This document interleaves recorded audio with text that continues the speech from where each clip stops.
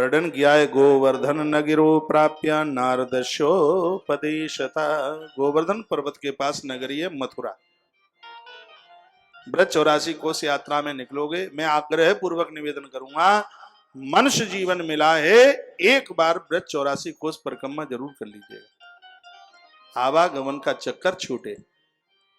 जो 84 कोस ब्रज यात्रा कर ले, पांव में कांटा लगे इतना भी दर्द मृत्यु के समय पर नहीं होता। हाल ही हाल प्राण निकलते हैं, चुटियां बजाते बजाते, मरने का कष्ट ही नहीं होता। और स्वयं भगवान गोविंद उसको लेने को आते हैं। ब्रज 84 कोस यात्रा की इतनी बड़ी महिमा वराह पुराण के अंतर्गत वर्णन है उसमें। तो श्री ध्रुव जी महाराज ने इसी मथुरा जी में तब किया, लिखा है गोवर्धन गिरो प्राप्य नारदस्योपदेशता। नारद जी ने उपदेश दिया था गोवर्धन पर्वत के पास, ज्यादा दूर नहीं है जगह, श्री मथुरा जी। न चक्रे भगवद्वायानम मास षट् महाव्रती। 6 महीने इनकी अद्भुत तपस्या। तदा प्रसन्नो भगवान विष्णु नारायण प्रभु खमंडले पदम तस्मै ददौ प्रीत्यानवोमय। भगवान नारायण इनके ऊपर इतने प्रसन्न हो गए कि भगवान नारायण प्रकट हो गए और आकर के कहने लगे वरदान मांग लीजिए, तुम्हें क्या चाहिए। ध्रुव जी को कहा कि तुम्हें क्या चाहिए, वरम ब्रूहि, वरदान मांगो। ध्रुव जी ने कहा भगवान आपका दर्शन हो गया, मैं कुछ भी नहीं चाहता।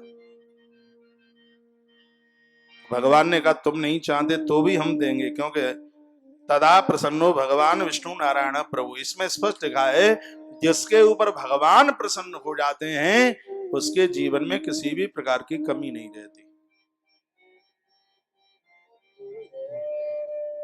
यहां बड़ी सुंदर बात कही है कि शंकर जी की पिंडी पूजिए, ब्रह्मा जी का मस्तिष्क पूजिए और नारायण के चरण पूजिए। नारायण के चरण इसलिए तो वहां गया जी में विष्णुपदी चरण पूजे जाते हैं, ठाकुर जी के चरण जरूर पूजिए। कल परसों में निवेदन कर रहा था कि ठाकुर जी के चरणों का दर्शन करने से कितने कितने अश्वमेध यज्ञ करने का तत्काल पुण्य प्राप्त हो जाता है।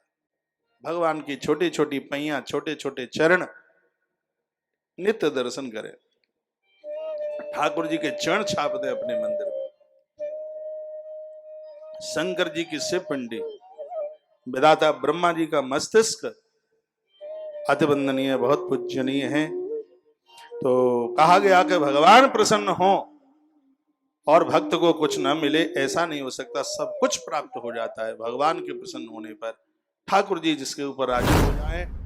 तो भगवान यही कह रहे थे कि हम तो तुम्हारे ऊपर बहुत ज्यादा प्रसन्न हैं, अब आप हमसे कुछ मांग लो कि तुम्हें क्या चाहिए। ध्रुव जी ने कहा हम कुछ नहीं चाहते। भगवान ने कहा तुम कुछ नहीं चाहते तो संपूर्ण 10 दिशाओं का मालिक हम तुमको बनाए देते हैं, जितने भी ग्रह हैं उनका मालिक तुम्हें बनाए देते हैं, जितने भी नक्षत्र हैं उनका मालिक तुम्हें बनाए देते हैं। ये कथा भविष्य पुराण में ही है, दूसरी जगह नहीं है कि नक्षत्रों का अधिपति ध्रुव को बनाया गया।